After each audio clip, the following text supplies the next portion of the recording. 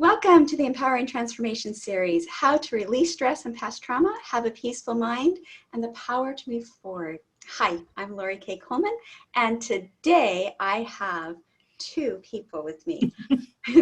I have Valaree, who has definitely grown up in the alternative world. To her, it is not an alternative world, but a way of life. She's the daughter of LaRee, Westover, and together, mom and daughter have been teaching about alternative health topics for more than 10 years.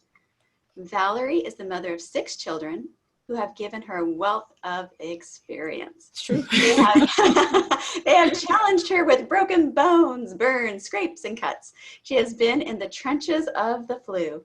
She loves to share her essential oil addiction and loves her herbal medicines and sharing her herbal medicines with others.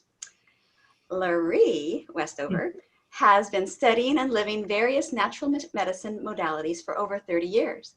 Her experience includes the use of essential oils, herbals, and homeopathy, as well as energy work and foot zone therapy. She has extensive knowledge of plants and their medicinal qualities.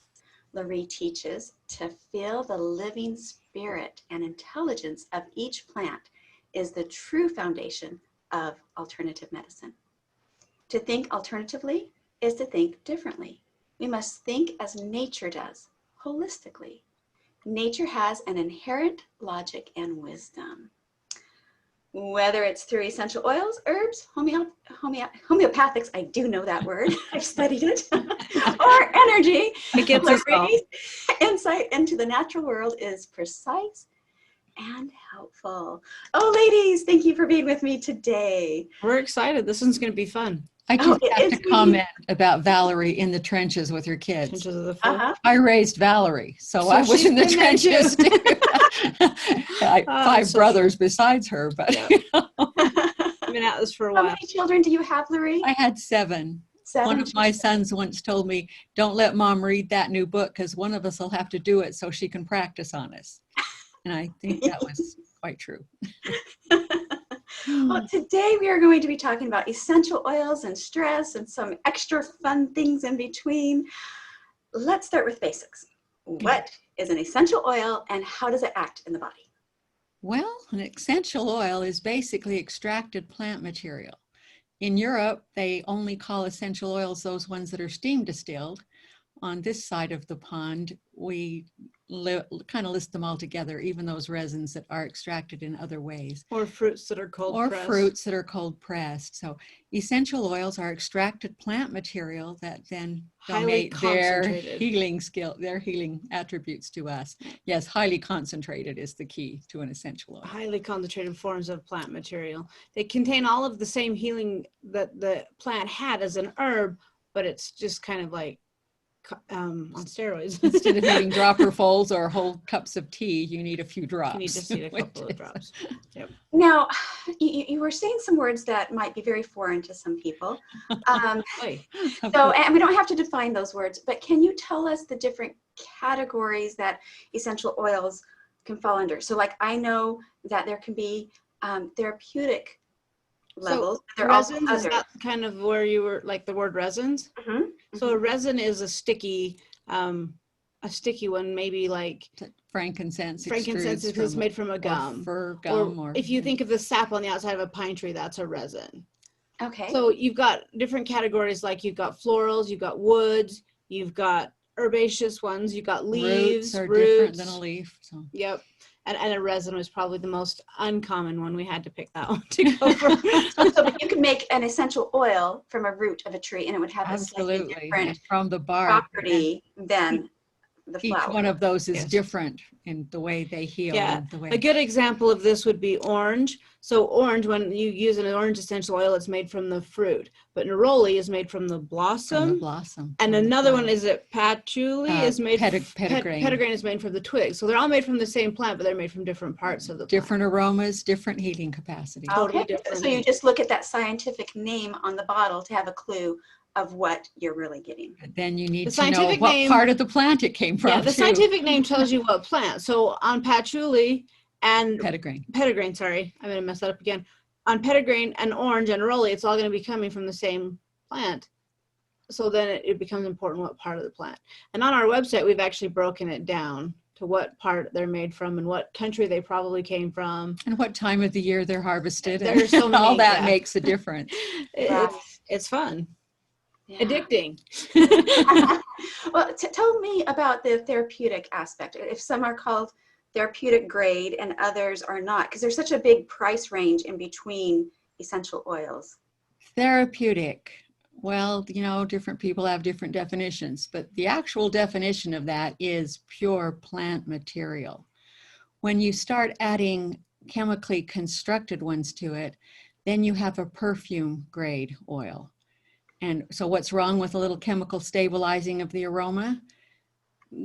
Only God can make a tree. And when they do it in the scientific lab, they end up with almost the same thing, but some of the little connections in the molecules will be rotating the wrong direction, or there's an extra connection. Our bodies are not designed to uptake those.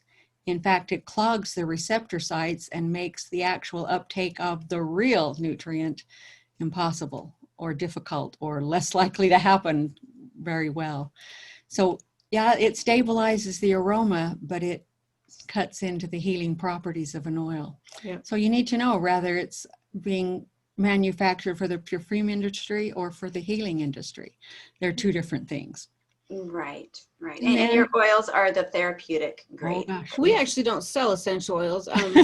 Butterfly Express sells essential oils, and we like to teach and talk about them. We are a teaching and educating company. We don't actually sell them. That's our favorite brand, and that's where we will tell people to buy their oils, but oils are oils. I founded the company that and then sold originally, and then sold it to my husband so that we could teach and not be limited by what you can say about a product if you're the manufacturer. We always tell people, if you have bought essential oils from like Young Living or doTERRA and you have those oils, butterfly oils are not better, they're not worse, they're oils, and you shouldn't throw those away and only use ours. You should use them all. And we don't even mind people who say, I'm looking for an oil for a digestive complaint and I don't know what I should use, and this is what I have. And if those lists of what you have include plant therapy names and doTERRA names, we're not going to be offended. We don't care. Young Living will help you translate. We'll help you pick out what will work. And if all you have is singles, then we're going to tell you peppermint. It doesn't matter what brand it is. We don't care. We're here to help you learn to use and love essential oils. And if you call us and say, I would like a blend for depression, we're going to tell you Heart Song, and that is a butterfly blend. And we probably could tell you a plant therapy one or doTERRA one, but it would be harder. We'd have to think about it a little bit harder. So I know I had bought some oils from a company, and they were so expensive, I didn't want to use them. And then they ended up going rancid because they had some carrier oil in their... Let's talk about rancidity. That's the thing. They shouldn't do that. And I was so sad that I wasted them. You add a carrier oil to an essential oil, depending on your percentage. Carrier oils have smaller molecular structures. A carrier oil is larger, and they break down. They break down, and as they break down, that essential oil runs around the neighborhood trying to fix them, trying to repair them, donating its own molecules to them. And not only do they go rancid, that they no longer heal. Yeah, they just no longer work. There is one exception to this: citrus oils, which are extremely cheap, which that's really nice. They do not have the shelf life as other oils do, because they're molecular, and they'll last 4 or 5 years because they're not stem distilled, they're cold pressed, and they don't last as long, but they're cheap. I mean, that's why I like to add my citrus to essential oils with, and we'll talk about frequency to get there, but the lower frequency essential oils will stabilize a citrus oil and extend its shelf life by several years. Yeah. So I didn't realize that there was a shelf life on regular essential oils. I thought it only went bad. There should not be. Okay, it's only if someone's put carrier oil into your little bottle. I have a sandalwood oil hidden in my basement bedroom that has got to be at least 30 years old. I have a rose that's when it's gone, 20. I'm going to cry because it has aged. They bring essential oils out of the tombs of Egypt that are hundreds of years old. And the older they are, the deeper the note. It's the same way with a good blend. I once blended a blend, and 4 ounces of it got left in a cupboard when Butterfly moved from one building to another. And gosh, I didn't even dare sell it because people would have been calling back. That's when I still owned the company. They would have been calling back saying, my new one doesn't smell like the old one. And I said, well, wait 10 years and you'll be fine. Yeah. If we're going to talk about stress, though, we may have to put the basics of essential oils kind of, I don't know, on hold, or I could tell them a place where they could find a basic essential oil class that's free. We have actually taught a 2-hour one, a 3-hour one, and a 5-hour one, and they're just on YouTube and they're free. Our YouTube channel is Butterfly Expressions Essential Oils, and you're welcome to watch any of those. But if we teach a basic oil class here, we won't get to stress at all. Yeah. Our 5-hour one didn't cover us. No, our 5-hour one didn't cover it. So Butterfly Expressions. Essential oils. Okay, essential oils. I will put that in your email so that that'll be easy for them to find. So let's jump into frequency and a study that Bruce Tanio did. Okay, well, where? Start with Tanio or frequency? Whichever place you want to go, and then just flow. We'll do a little basic frequency stuff. Frequency is a term that applies to music or light or color. It applies to essential oils in the same way because different aspects of the oil, it's like the wavelengths are different. So a deeper wavelength is considered a lower frequency, same way it is in music, and a little dancey short one is considered a higher frequency. Different frequencies respond, or the body responds to different frequencies differently. In the essential oil world, the higher frequencies are considered to affect more of the spiritual or emotional aspects, whereas the lower frequencies work more with an organ or heal a muscle but in my world, the two are, if your liver's out of whack, you're going to be ornery and upset and angry. And so that lower frequency, by affecting your liver, affects your emotions. And the higher frequency, if it affects your ability to find faith instead of fear, is going to affect your kidney. So in my world, a blend should have all frequencies, and the really good essential oils singles do too. They cover the wide range, but some are stronger in the lower frequency ranges and some are stronger in the higher frequency ranges. And just for example, most flowers are very high frequency, whereas most woods and resins are lower frequency. Yeah, but Bruce Tanio, and that's spelled Tainio. It's a fascinating study if you wanted to look up and read more about it. He does quite a bit on wavelengths and sound and how essential oils frequency works with the body. It's an interesting study. But what he was claiming is that if they were judging the frequency of a body and you took into yourself something harmful, it would lower the overall frequency of your body. And then he began to test objects, and essential oils and other things if it sits there on my cupboard and I say bad words to it, how disgusted I am with it, or how badly I feel about the price or whatever it is, it will actually lower the frequency of the essential oil. And he did it with different plants. He did it with all kinds of things. It's a fascinating study. But even more fascinating are the people who've taken and run with this philosophy and have turned it into healing modalities and had all kinds of fun with it. Well, and one thing that's one of the very first things that Butterfly Express teaches their employees, especially ones that have anything to do with bottling or labeling the product, but even the ones that are just shipping it and packing the orders, is that your attitude when you come to work affects these oils. So if you're having a bad day, you need to request a job out in a corner somewhere doing something monotonous by yourself. Out on a computer. Or you need to go spend some time with some happy oils. One or the other. Because, and if the employees are fighting, if the harmony it does affects the quality of the oil, and it does.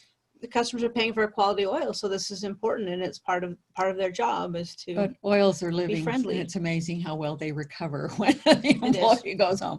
But yeah, being in the middle of an honorary divorce and coming to work and complaining to your neighbors while you're bottling an oil is just not allowed. It's not, and they're pretty cautious about that. So that's pretty awesome. No, that is wonderful that you have that as part of your culture to let's keep ourselves upbeat when we're working with this precious material. Yep. Speaking of upbeat, I'm going to make kind of a negative comment here. There's one other aspect of frequency, and it's not as common now, probably because I've been griping about it for so long, but I hope I made a difference. Some companies will advertise, we have the highest frequency oils on the market as a marketing. Well, since you want low frequency, mid-range frequency, high frequency, you want them all. It's not something to brag about. That, to me, that says you either think your audience is so dumb they don't know that I don't know, as an advertising gimmick, frequency doesn't do it, except in the sense that negativity squashes the overall frequency. But yeah, sometimes when I blend, I'm deliberately putting in a lower range oil because it stabilizes the other oils and because I want to affect the physical body. And I'm going to layer it there and put a nice little flower on the top with some really high spiritual and emotional ranges.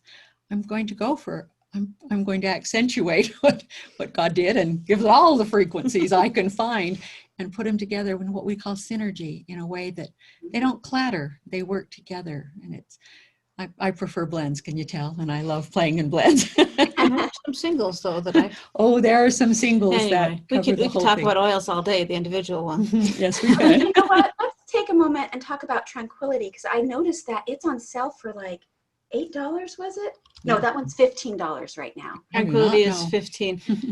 So Tranquility, it's actually $14.84 right now. Yeah. So I wouldn't know. And that is for a 10 ml bottle. Some of the competitor companies are marketing 10 ml bottles. Some of them are marketing 15. So that's one thing to bear in mind. You know, when you say their frankincense is 72 and ours is like, I don't know, they have 4. So they're somewhere between 9 and 20. Express. But you're comparing a 10 ml bottle to a 15 ml bottle. And so you got to keep that in mind. Butterfly Express, their typical size is 10 ml. So why, way back when I started the company, why did I choose 10 ml?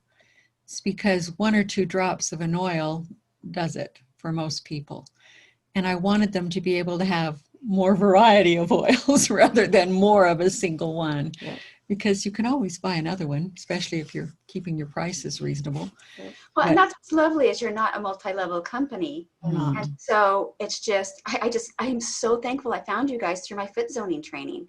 I have threatened to come back and haunt whoever runs the company, even when I'm dead and gone. If they that's a part of the sales contract. They cannot take it multi-level. Tranquility, though, is the #1 use for Tranquility is for panic attacks, for anxiety-based disorders, but quietly and subtly in the background. If you use it when you're having a panic attack and it helps you out, that's great. But if you use it when you're not, and you use it in between those panic attacks, it slowly and quietly builds confidence and patience and understanding. It changes the way we think about things. But it's a great one just for promoting relaxation. It's one of my favorite ones as a bath bomb. I still remember the first 2 people I used it on. I was a brand new blender and I thought, am I getting this right? Oh, it was amazing to watch that person calm down, breathe, you know, and be able, the second person within a few weeks, to go into crowds, attend her child's play. You know, she was on the back row, you know, planning to dash. And eventually she climbed on an airplane and flew to Florida. That is huge for someone who has. Although couldn't even leave her home previous, you know. Wow. So to watch that, and you know, there were other things too, but to watch what that oil, she'd put it on a cotton ball and stick it under her watch band and just run around sniffing on it. A lot of times though, with anxiety, you also need to push nutrition. Absolutely. Hugely. You've got to feed those. The way you choose to eat. Huge. Feed the nerves, anything that feeds nerves. And there's another oil that helps with the uptake of nutrition, and that is Eternity. And that one can be beneficial too if the anxiety has roots. In nutritional deficiencies and nerves that are struggling because they don't have what they need. 2 more little points about Tranquility that I wanted to make really quick though. You can actually buy a little sample of it for $2.23. You can carry a little sample in your pocket and try it out before, you know, committing to the whole $14. Besides, a little sample might last quite a while. And a lot of people who have had tension headaches and migraines will find that it helps with those too, if they're emotional based. One that I just love that I'm using every night is my Good Night. That is a good one. I just love I love the smell of that one, and it is really effective for people who snore. I don't snore, my husband does, but I know he's snoring if I do it. And if you have some insomnia along with that snoring, like your snoring is keeping you from being able to sleep deeply, then Good Night is also a really good choice. It's a good one for kids though, just to help them to sleep better. Can I tell you? That's on sale right now for just $8.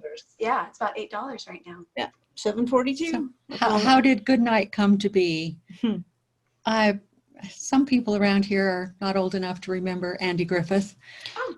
But if you look at him, Me too. he had his little eyebrows that kind of sunk down over his eyes, and his cheeks did the same. And my father looked like that. My mother used to accuse him of being asleep in church, and he wasn't really.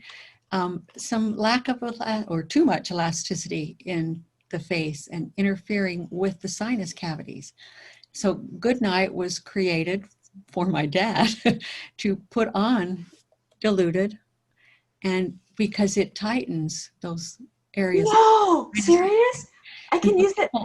Yeah, To get rid of people with wrinkles. sleep apnea, you know, they're running all these sleep apnea tests trying to figure out how, and that's what it was created for. Use with a carrier oil. Use with a carrier oil, you're up close to your eye, you know. Yeah. But even diffusing it, it just seems to go into those sinus cavities and tighten and strengthen them.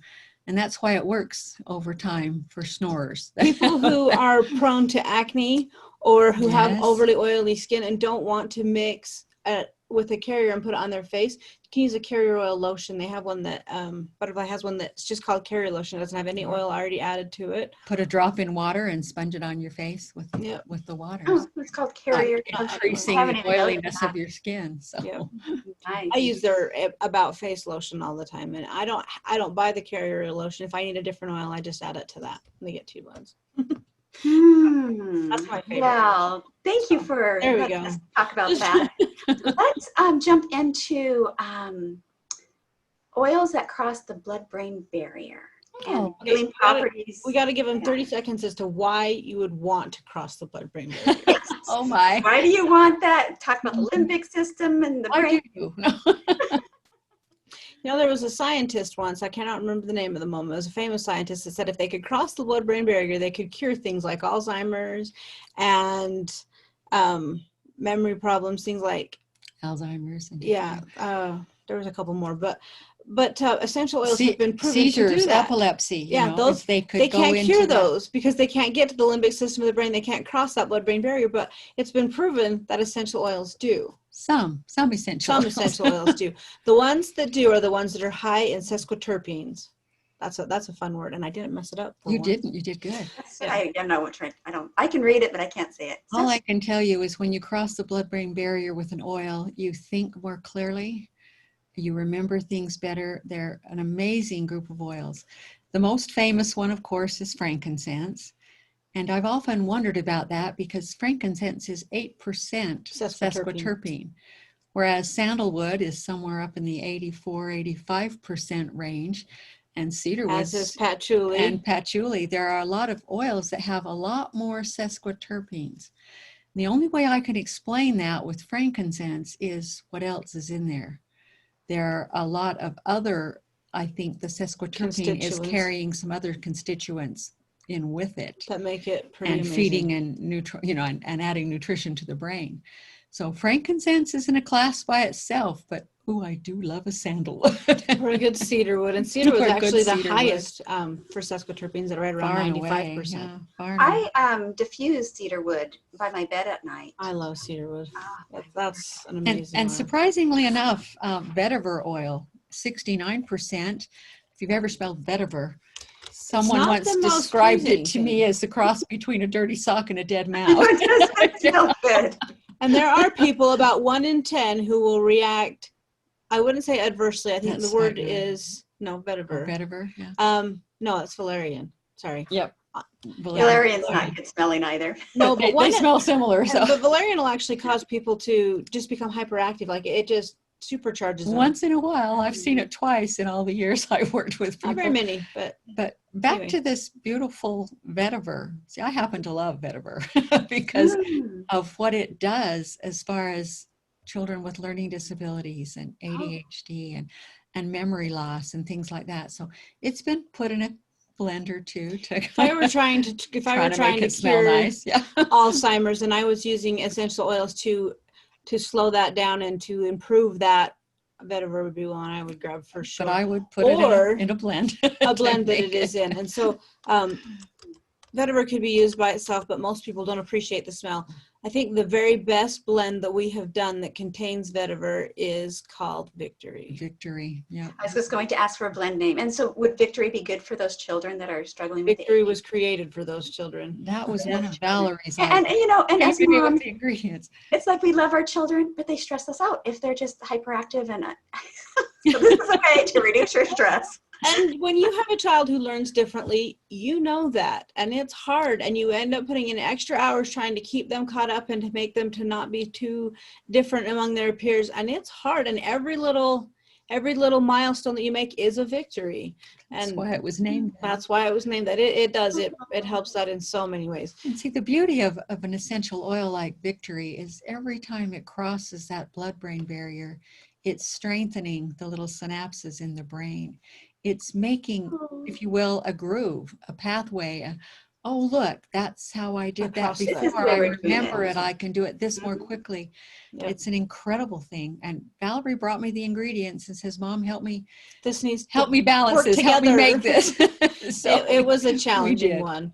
It was, yes. Anything you put vetiver in, you want to make it smell half decent. You've got a challenge.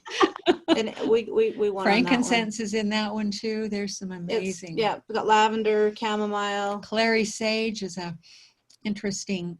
It's not really hormonal, but it brings the hormones into stasis.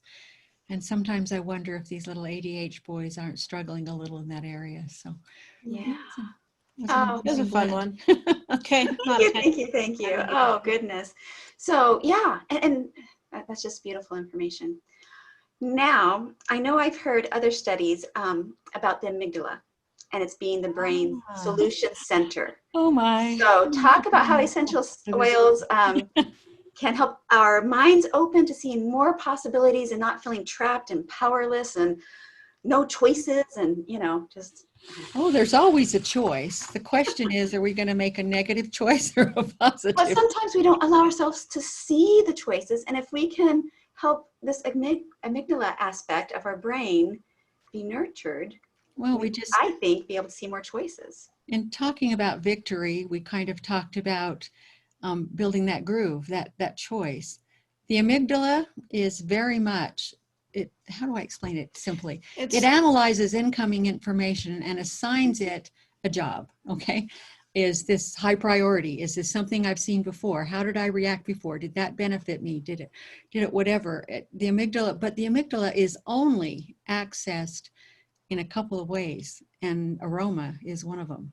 As the smell crosses that olfactory bulb in the brain, it communicates directly with the amygdala. Which means that it brings up memories. So if you used to visit your grandma on weekends and every weekend she was making homemade bread, when you smell homemade bread, you're going to think of grandma. Different smells will do that for different people. The problem with essential oils is that, or with smells in general, is that we associate things differently. Like for me, for most people, the smell of baking bread is a good thing. But if you had to get up at 4 o'clock in the morning and you had to make 10 batches of bread and that was your day for 10 years, maybe the smell of baking bread reminds you of work. And so you can't say that everybody loves this smell. And so the study of essential oils becomes very complicated because for most people, they will react to florals this way. Most people will react to citrus oils this way, but it's never 100%.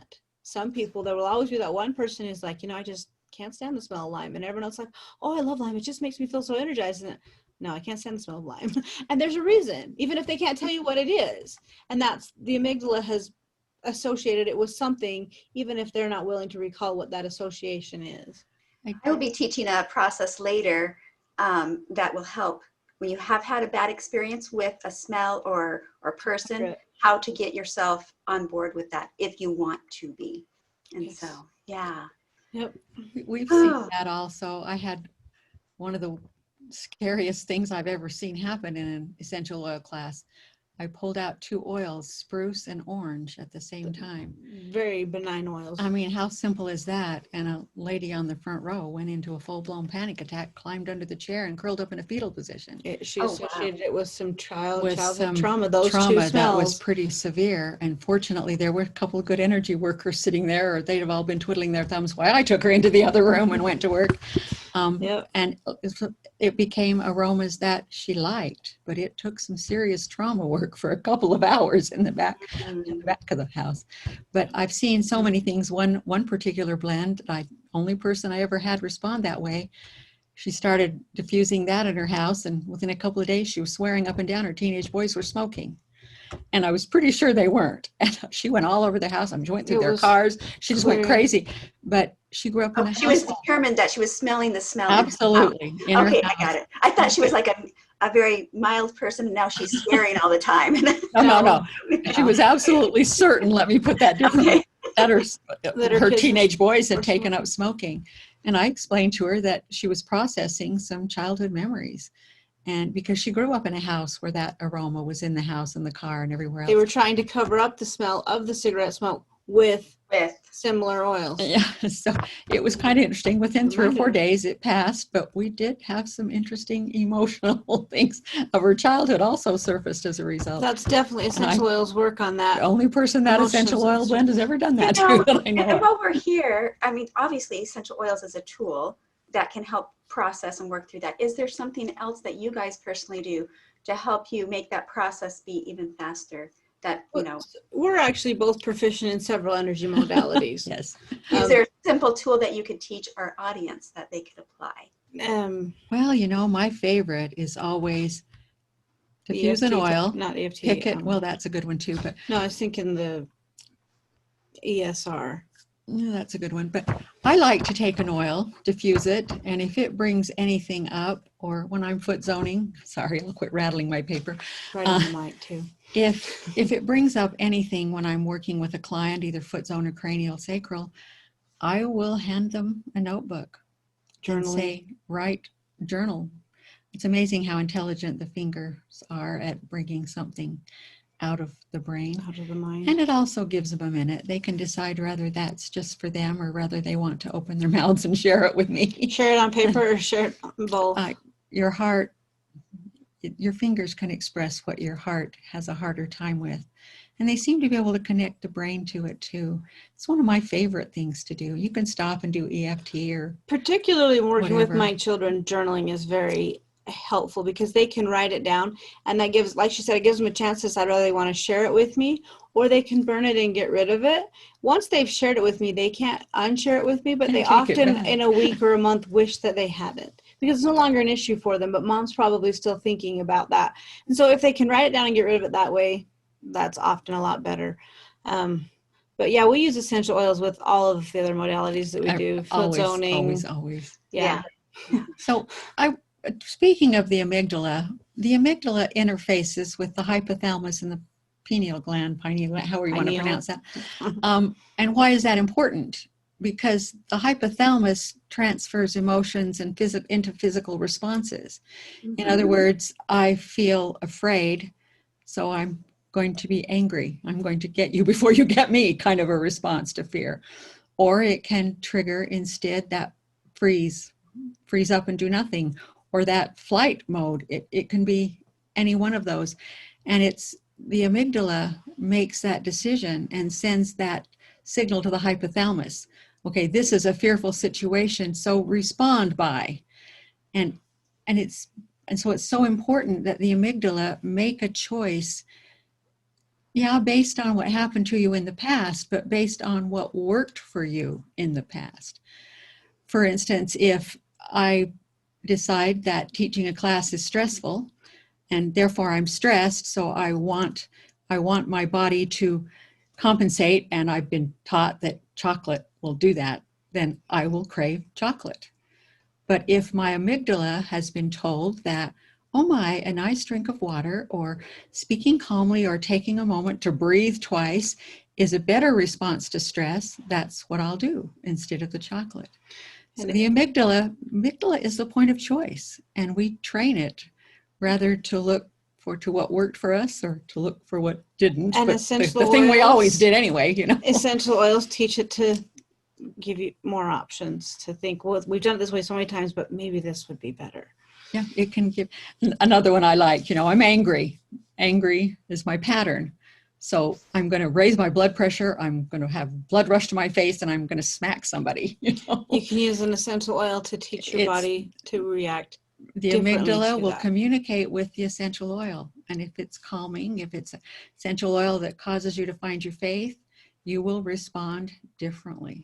Blood pressure is an interesting one anyway, because people will frequently call us and say, I have high blood pressure, and what do I do to help lower it? And we'll tell them an oil, and they'll say, well, that's the same oil you gave my grandpa 2 months ago, and he said he had low blood pressure. Yes, well, that's isn't that amazing? Essential oils don't higher or lower, they balance.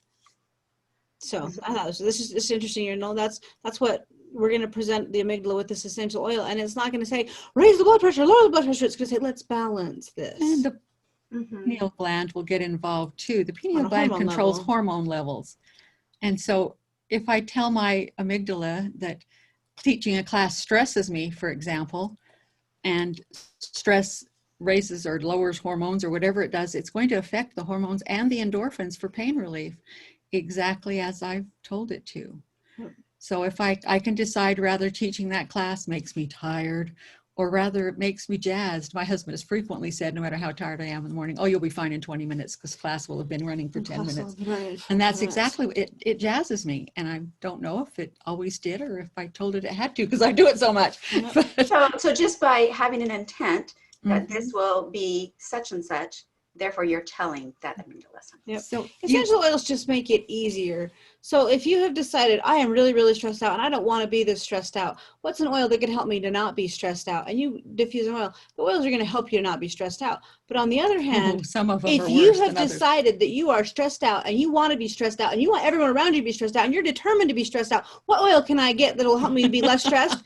They're not going to. They're going to help you. They're going to accentuate your choice. They're there to help you. You've already decided what you want. And some oils are worse than others for accentuating them. But they are a point of choice. They make the gray line wider. But you can still choose to be on this side. So I want to talk about that amygdala for just a minute more. Okay. One of my favorite stories here.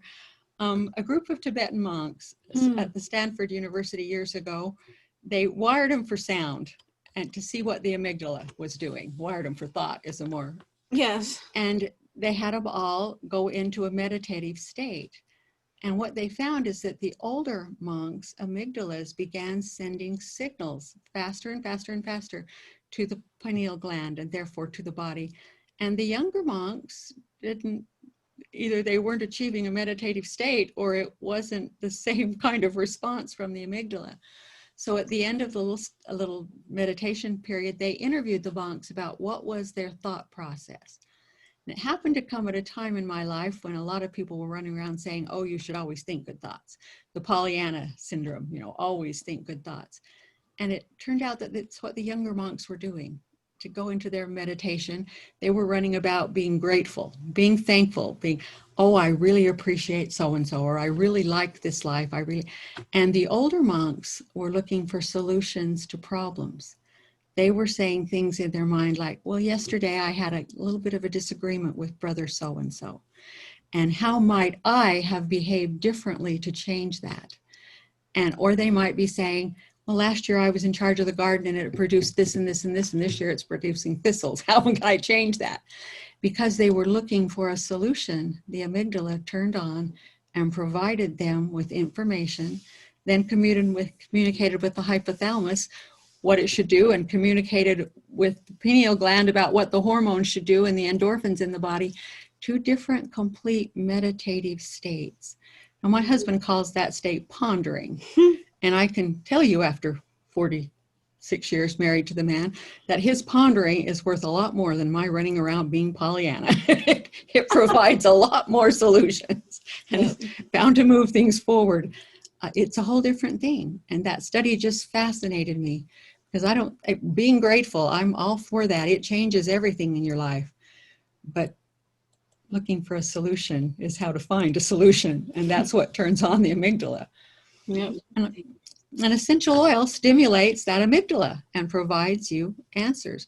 But it depends on the question you ask. If the question I say is, how can I get even with so-and-so? I'm going to get that response. But if I say, how can I make so-and-so a friend by serving them? I will get that response. And I think that's where the essential oil comes in. It speaks to the amygdala in its own way. What about an open-ended question like, what would it be like if I knew what to do about XYZ? Would that Those kind are of wonderful question, for that. just What would it be like if I solved this problem? What a beautiful way to Where would I be put without yourself- my story? That's how we look at Oh, it. yes. It was open-ended questions, just state them. I love that. Try to Where would figure I out- be without my story? Yes. Oh, Had to relearn that one the hard way a while back. Now, is there anything else that you would like to share with us about trauma and how essential oils help us release trauma? And to even go into generational ancestor stuff. Oh, boy. Can we go into that deep place? In a minute. Okay. All I can tell you is that as a boss lady and pulled in 47 directions, I always appreciate it when I'm stressed. And it used to be funny. They'd pour But you Tranquility on appreciate a it when you're cotton ball. stressed? Oh, you bet. They pour Oh, Tranquility on a yes. cotton ball and stick it to my monitor with a little clip. And it's a pretty good sign that you're stressed. But I have that choice. I can lean forward, inhale that aroma, and choose to calm down and let the oil help me do that. Because I think the way we respond is a choice. Responding to stress, it's all one and the same thing. How do I want to respond? The old way I used to run around tearing the place, or do I want to find a new way to respond? And the essential oil kind of helps you do that. So It definitely is like a path that at first is not used to being walked down, and then that new path becomes your new highway and the new flow of the ways are. But at first you have to clear that path and experience it consciously, what are we going to tell her about? So as far as you said trauma, are we talking about emotional trauma, physical trauma? Well, I was thinking emotional trauma, but you may take it whatever way your brain wants to. Whatever you guys say, I know it's going to serve somebody. So there are many people who claim that essential oils literally erase traumatic memories, and that's not entirely true. I mean, she's been saying this multiple different ways, but essential oils simply encourage the amygdala to assign a different memory to it, to look at it a different perspective, yeah, a different power to give it different emotional impact. And that's huge. This used to affect me this way, and instead I'm going to react this way, which is less traumatic. It simply just helps us to choose to react differently. Some of the greatest healing Easier. I've ever seen occur using essential oils is it changes the focus from that traumatized me. And every time I hear that word or get into a similar situation, It traumatizes I'm going to me. shake and I'm going to become traumatized. And instead it becomes more of I survived that.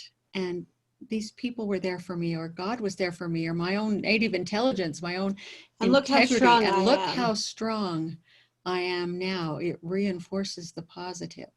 Yep. And I have seen essential oils, energy work, do that so many times. Women come, and I always know when a new class starts, there's going to be 1 or 2 or 3 or 5 women who have walked some traumatic roads.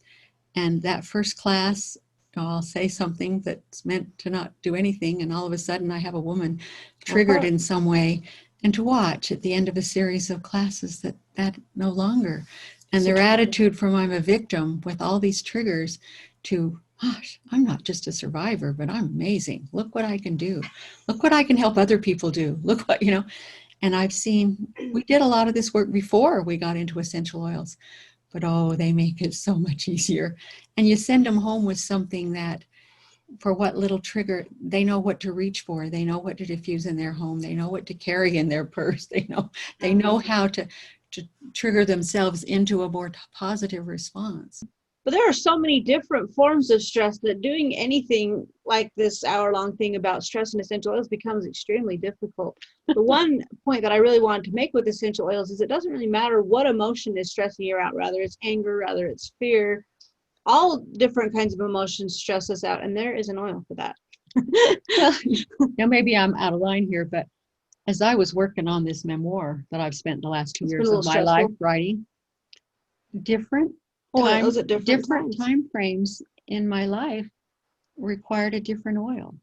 Mm-hmm. And it's interesting to watch different emotions bubble up, and to watch one of my employees tune into that. And Pick a different oil. walk into my office and dump a different oil into my This is diffuser. the one you need today.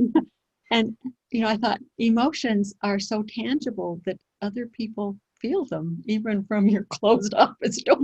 You know, it was an amazing thing to realize that some days when she wasn't here or I didn't do, it was harder to handle, and I was tireder and sometimes angry, sometimes discouraged, sometimes it was the most emotional thing I have ever done. And Now, the profound different essential oils made during this last year. It's been 2 years. 2 years. 2 years. Now, is this the new book that is going to be coming out shortly? Yes, yes. What is the title of that book?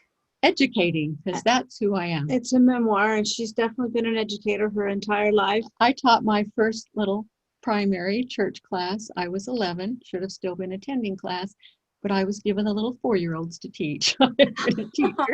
And now she teaches foot zone and cranial, and in between those two, I write things that people can read to learn. Energy classes, yep. And we do little videos like this. But in between that, she homeschooled 7 children, and four of which went on to get PhDs. 3 have PhDs. 3 have PhDs. 5 went to college. 6 went to college. 6 went to college. Anyway. So yeah. you were a homeschooler, and your children really have been educated. I would have to say, I mean, I excelled in school, and I loved school, and I was every teacher's pet because I knew what they wanted, and I gave it to them, which was not a good thing, but you know, but a lot of what I learned at home. My dad got his high school diploma when he was just almost 90 or just barely 90. But my dad read, and he would share what he read with us kids, and spend 5 minutes with Dad hoeing the garden or peeling an apple. That you're being educated. You were going to learn something about the Christians and the Romans, or you were going to learn something. And it just, what an exciting thing. I just wanted to teach my own children. I wanted to teach everybody's children. Just wanted to teach. But it's available for pre-order, and it'll be out about the middle of October. And I read it in 2 evenings. I don't have time to read. I'm so busy. But it Talk about finding your stresses that you hadn't resolved from your past. Try writing your memoir. I don't want to write mine yet. Oh, well, congratulations with that, LaRee. It was quite an experience. I bet so. Well, we have spent quite a bit of time together. Is there anything that you would like to leave with us before we tell them about the little button below that they can connect to? You asked a question. You said, how are essential oils treated in your facility? Yeah. Kind of covered it a little bit. Commented that. Mm-hmm. You know, essential oils love you to be grateful for them. They love to be treated with kindness. And I've just found such a difference. If instead of saying to my oil, oh gosh, I need you today, I'm so stressed out. It's like, isn't it an amazing thing that I have discovered essential oils? When we're grateful for them, they work so much better. And doesn't your husband pray over the oils? He never says prayer, morning, night, over dinner, without praying for his company, praying for the oils, praying for the people that will find the oils, and for the people that need them to find them. He seriously prays over them all frequently, and if I forget twice in a row, he will remind me. For those oils. Oh, and prayer really does affect the oils so much, and so you could pray over your own oil and ask that it can be. They're a lot like us in that respect. You know, prayer, when we know people are praying for us, it bolsters us in a way that we can't even comprehend or explain. Oils are the same way. During the time when my husband was healing from his burns, and that's a whole other story, but in the book, though, he said that he could feel the prayers of the children. Yep. As evening came and as people were putting their children to bed, he said it became a profoundly sweet experience to him. He could feel the prayers of the children. Mm-hmm. I thought, yep. Yeah. And way with oils is very important. Oh, that's wonderful. Well, if the audience chooses to click in, you will get a stress and oils. Wait, I think it's like a blog. A blog that talks about stress and oils, and you will have a link where you can order some of these oils at a discounted price. And so, and I hope at some point you put up the link to some of the things that they've done off time. Yes, those links are in the email already. Okay, those are so fascinating. I spent a whole morning on them. Yes, and if you want to give me your book link, I can add that into the email that we'll send out. That's not there at this moment. I'll send it to you. put it there. So if people want to order that book, and what will they learn from reading your book? What will be their big takeaway? If it is, I can do it myself. I don't know. We had such an interesting walk through life. We were, pioneered the homeschool movement. We're one of the first people to do alternative medicine, to have children at home, to turn into a midwife. the I can do it attitude, and the it's okay if I choose to do what my neighbors aren't doing. It's okay to be different. It's okay to have my own walk. I think we all came into this world with certain promises we made, things we would do. It's okay to find your walk and walk it. Even if it's not. It's okay to demand respect. Yeah. It was an excellent book. I wasn't sure I wanted to read it, but it was excellent. I loved my daughter's description. She said, "Mother, it left me, it was light, Mother. It filled me with light and made me want to be better." Yeah. And that's what I was aiming for. Yeah, you can have hard times. Horrible things can happen, like your husband getting blown up in an explosion and your child falling on his head. Can be okay. And it can be okay. It can be a tremendous way to pull yourself and your family together. Tremendous way to move forward. I hope that's what it does. Gives people courage, gives them faith, gives them faith. And I can do it attitude. Huh? That was the first thing I ever said to my mother. I can do it myself. Well, thank you, Valaree and LaRee. I appreciate your time, and I would like to say goodbye to our audience right now, and hope that you will have the most beautiful day, that it can be filled with love and peace and laughter. And Just form too. Me too. So, yep. It's been fun. We've enjoyed having you, and we appreciate you having us. It has been a good experience. We love talking about oils. We'll talk about oils anytime. Oh, I thank you so much for all of your links that you're giving me and that we can share with the audience, and it's great fun. Yeah, a wealth of information. So I think it's pretty awesome you put together this entire series. I hope a lot of people take advantage of it. You know, a lot of work. This is the gift from my father. My father left me some inheritance money, and I used that money to help heal myself, and to have memories with my family, and to serve others. And it's becoming quite the pretty penny putting this on. To be honest with you. I'm sure it's probably 3 times as much as what I thought I would be. That's what you were. Yep. If I had any idea how expensive it was to publish a book, I would never have the courage to do it. The courage to start. Yeah, but I know I was supposed to do it, and I have a gift from my father. And you nice. It's amazing when you choose to do something like that, how pieces fall in place too. And your father will be passing on a legacy, not just to you, but look how many people it has touched. I really hope that this blesses like 1,000 people.